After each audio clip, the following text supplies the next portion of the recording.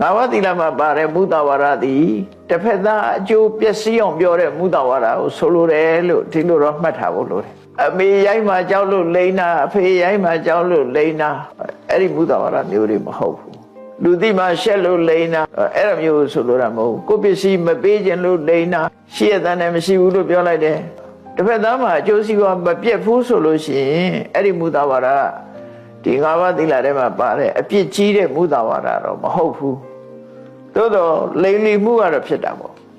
သူကအပြစ်ကြီးမှဒီသူများရဲ့အကျိုးပျက်စီးမှထိခိုက်နစ်နာသွားမှကိုယ့်ရဲ့မုဒ္ဒဝါဒပို့ပြီးတော့ဆိုးတယ်ပေါ့နော်သူများအကျိုးပြပြမှုဆိုတာပို့ရေးကြည့်တယ်ပေါ့သူများအကျိုးမပျက်စီးဘူးဆိုလို့ရှိရင်တော့ကိုယ့်ကိုကာဝယ်တဲ့အနေနဲ့လိမ်လိုက်တယ်သိတယ်မသိဘူးလို့ပြောလိုက်တယ်ပြဿနာမတက်ချင်ဘူးရှိတယ်ဆိုတာသိရတဲ့နဲ့မရှိဘူးပြောလိုက်တယ်ကိုယ့်ပစ္စည်းမပေးခြင်းလို့မရှိဘူးပြောအဲ့လိုမျိုးဆိုလိုတာမဟုတ်ဘူးဒုစရိုက်နဲ့ပတ်သက်တဲ့မုဒ္ဒဝါဒအဲ့ဒါကိုရှင်းရှင်းလင်းလင်းနားလည်ဖို့လိုတယ်